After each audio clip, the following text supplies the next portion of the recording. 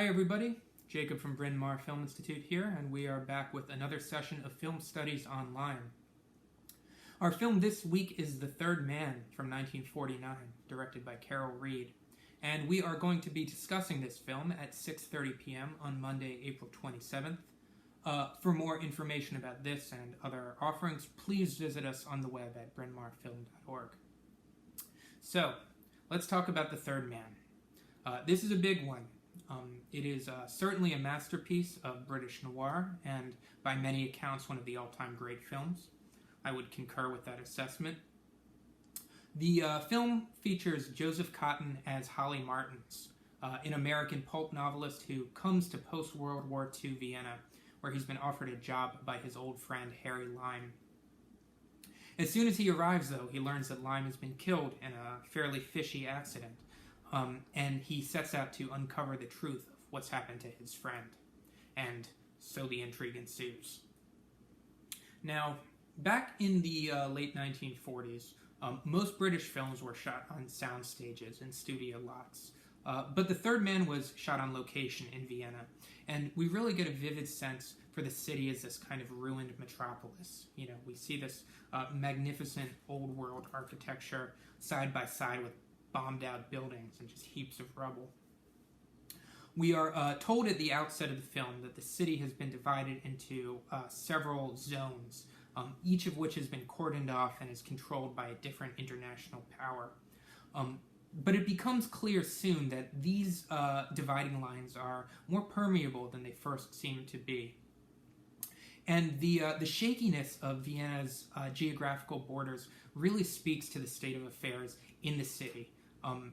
This is a place where the rules and the boundaries of the social order have really become destabilized.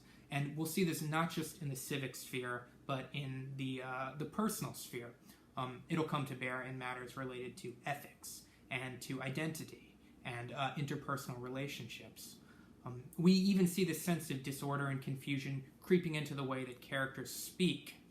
We'll often hear characters misspeak. They'll say one word or one name when they mean to say another, and so forth. Now, The Third Man has a pretty iconic look. This is really the epitome of film noir aesthetics. You'll notice the dramatic use of light and darkness, and expressive shadows, which give Vienna this sort of sinister, otherworldly ambiance, like something out of a weird dream. And Carol Reed and Robert Krasker, the cinematographer, also make frequent use of what's known as the Dutch angle. The Dutch angle refers to a type of shot where the camera is positioned at a canted angle on a tilt. And for us, the audience, it gives us a sense of disorientation, like the world has come off of its axis. And so, for me, one of the things that makes the film so effective is this ability to convey its themes and its mood through its visual style. And indeed, cinematographer Robert Krasker would win an Academy Award for his work on this film. Krasker was one of a number of notable talents that contributed to this project.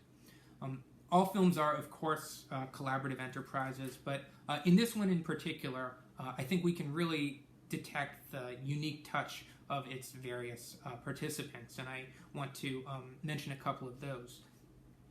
The script and story were written by Graham Greene, who is also a well-known novelist. Greene had worked with Carol Reed previously on the 1948 film The Fallen Idol, and the two would collaborate again in 1959 on Our Man in Havana. Greene, as it happened, had worked in British espionage, and he was able to use his contacts from the British intelligence world as he researched this film. And thereby was able to get a really vivid sense of what the Vienna black market underworld was like. The film's Zither Score, probably the most notable Zither Score in film history, I would hazard, was performed and written by Anton Karas, an Austrian musician that Carol Reed discovered playing in a wine bar. And as it would happen, the film's central theme, a Zither theme, would become an international hit. Now, this was produced as a collaboration between probably two of the best-known producers of the day, From the United Kingdom, Alexander Korda, and from the USA, David O. Selznick. By all accounts, it seems that Korda did most of the heavy lifting in terms of the work and financing. But Selznick did facilitate the participation of the film's American stars, which were, of course, Joseph Cotten and, making a memorable late appearance, Orson Welles. One of the rumors that's always surrounded The Third Man is that Welles had acted as a sort of behind-the-scenes ghost director, and that the film's look and sense was really owing to his involvement in that role. But this seems not to be borne out by the facts. Welles was not even on set that much. But interestingly enough, The Third Man would directly lead to a few Welles projects in the future. I don't want to give anything away, but I can speak to that more during our discussion.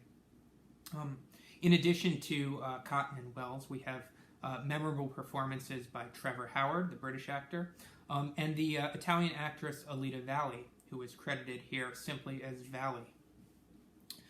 In this one, she's channeling some pretty strong Ingrid Bergman vibes, but she was a splendid actress in her own right and would go on to star in a number of important European films, such as Luchino Visconti's Senso and Michelangelo Antonioni's Il Grido. So, The Third Man was released in 1949 to widespread critical acclaim and commercial success just about everywhere except for Austria. It's since been embraced in that country, and I'm told that if you visit Vienna today, you can stop by the Third Man Museum. But at the time, Austrian audiences were not so keen to revisit what had been, I think, a rather difficult period of their recent past. In fact, the British journalist William Cook wrote of The Third Man, quote, "In Britain, it's a thriller about friendship and betrayal. In Vienna, it's a tragedy about Austria's troubled relationship with its past." And these differing interpretations of the film really speak to how rich and complex it is. Other critics have seized on the film's political undertones, or its religious imagery, or what it has to say about the individual amid the march of history. And so, whatever it is you take away from the film, I hope you'll bring it with you to our film discussion. And again, that's taking place at 6:30 p.m. on Monday, April 27th. And I hope to see you there. Thanks a lot.